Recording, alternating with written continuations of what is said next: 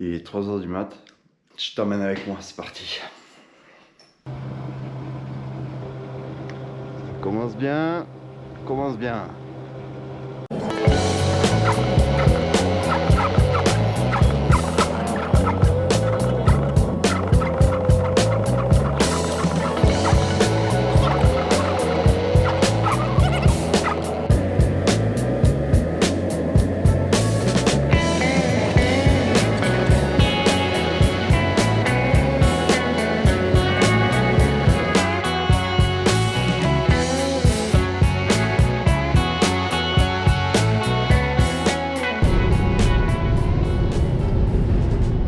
Chargé. Deux putains de Français qui entravent pas un mot d'espagnol au fin fond d'Espagne en train d'aller avec les téléphones Google Trad. Une demi-heure avant d'arriver, le mec il m'envoie par WhatsApp ouais, je vous ai pas dit, mais le moteur on est allé chercher à Valence. Ah, le moteur il est issu des inondations. Voilà.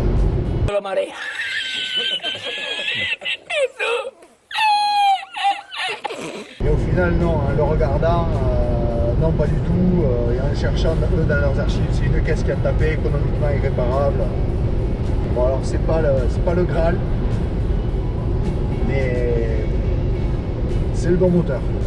C'est déjà ça. Je suis tombé sur le pire jour où il y a une tempête, il y a des rafales de vent à 130. C'est un régal. À l'aller, c'était terrifiant. Au retour, avec 200 kg de plus. Ça va être génial. Je l'ai fait dans une casse, les mecs hyper pro, sympas, ils n'ont pas payé le café, c'est dommage. On a appelé la direction pour voir si je pouvais rentrer dans l'entrepôt pour ouvrir le moteur, le regarder, donc j'ai pas pu l'ouvrir. Ils m'ont fait couler l'huile pour voir qu'elle n'était pas contaminée. Pas de reflet, pas d'email dedans, l'huile bien, je pense qu'elle était bien entretenue, mais ils m'ont montré la caisse de provenance. Ouais, il y avait une petite ligne dessus, donc je pense que le moteur on est plus proche. Les 300 000 bien tapés que les 150 200 000 premières mains. Ça reste un moteur Honda, s'il n'a pas manqué d'huile, il est neuf. S'il a manqué d'huile, fait chier. J'ai le deuxième moteur, on me met à coussiner dans le cul, de vibroquin raide, et on recommence.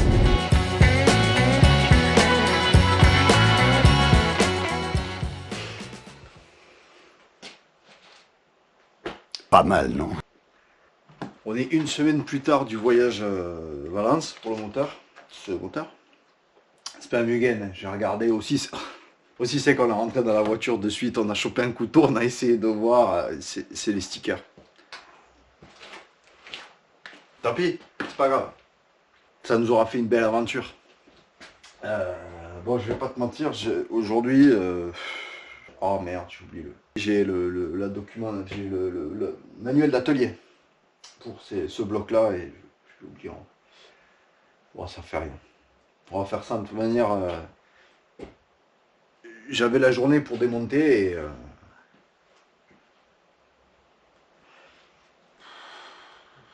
Bon, je préférais rien faire.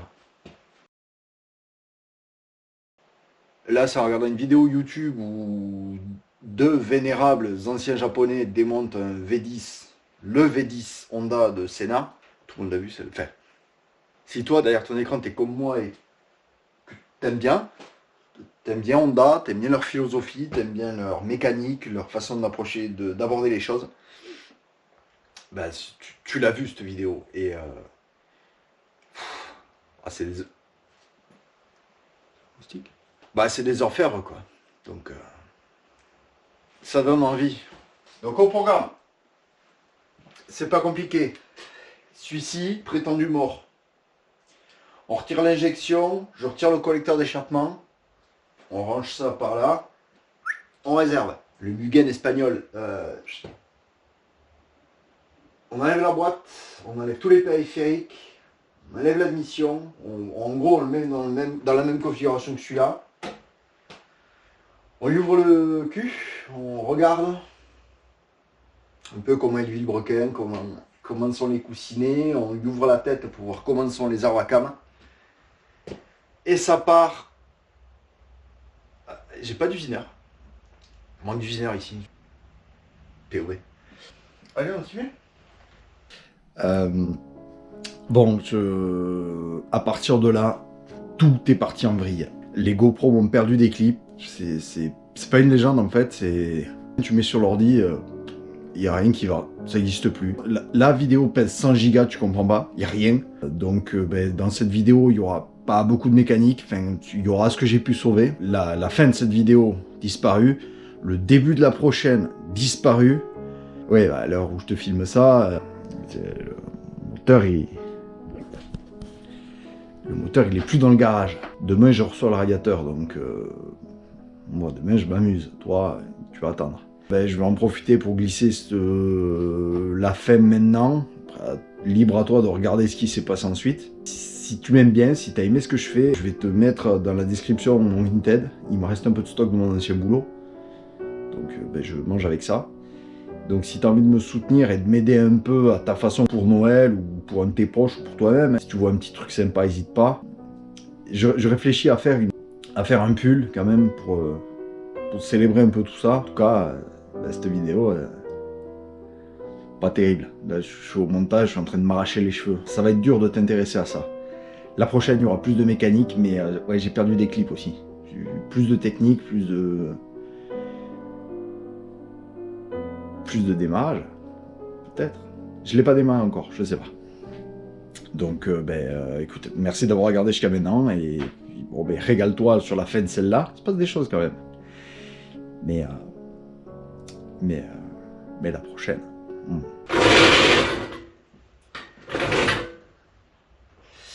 Merci mon pote pour le stand là, c'est pratique.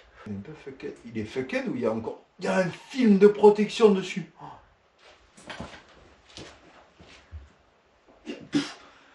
Neuf, je garde. On va foutre celui-là à poil et on va remettre tous les périphériques là-dessus, sur celui-là, ce bloc-là. Mais tu vas quand même pas me regarder pendant 2 heures démonter ça. Enfin 2 heures, quelle heure il est? 7h moins le quart. Du soir. Hein. J'avais la journée pour le faire. Mais bon, derrière mon membre. J'adore le design de ces moteurs. Putain, mais regardez-moi ça. Bon, ça a été en plein Azov, mais mon pote a la même bagnole. Et lui, la sienne, bon, là, en ce moment, elle est en carrosserie. J'espère que je pourrai l'amener récupérer sa prélude avec ma prélude. C'est le plan. Ça se déroulera jamais comme ça, mais je vais récupérer ce couvre-culasse pour le foutre temporairement dans le moteur qui sera dedans. Mais on va faire sabler, lui il doit faire sabler ses jantes pour les faire repeindre, et son couvre-culasse, bah, par là même, on va y caler le deuxième couvre-culasse comme ça, vermiculé, noir, les deux. Je pense que je vais te faire un gros accéléré parce que me voir galérer à démonter ça pendant 2 heures, ça va pas t'amuser. Surtout c'est la première fois que j'utilise celle-là. Comment est la luminosité, je ne sais pas. Est-ce que mon PC va accepter de lire et monter cette vidéo? À cette heure-ci, la première partie, donc celle où je découvre et vais chercher la voiture, elle est montée. Faut faire le rendu. J'ai peur de cliquer sur exporter parce que là...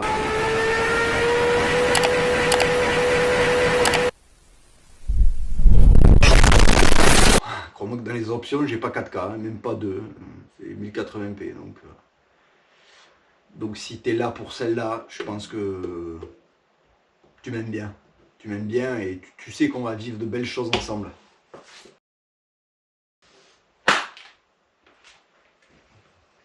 Deuxième jour. J'ai été un peu... Je vais te faire un petit POV. Ça bouge beaucoup, c'est pas... Ouais, voyons. Ça ressemble à quoi? Ça ressemble à rien. Comment on fait? Coucou maman.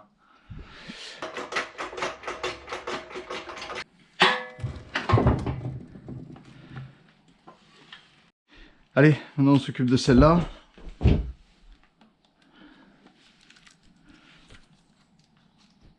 Ouais, mais c'est quoi ce délire? En fait, le faisceau, ils l'ont démonté. Regarde ça. Et tout est coupé salement. Ah là là là là. Ah, ça commence.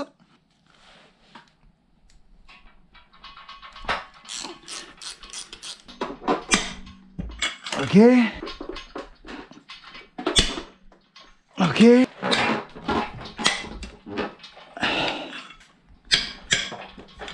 Voilà.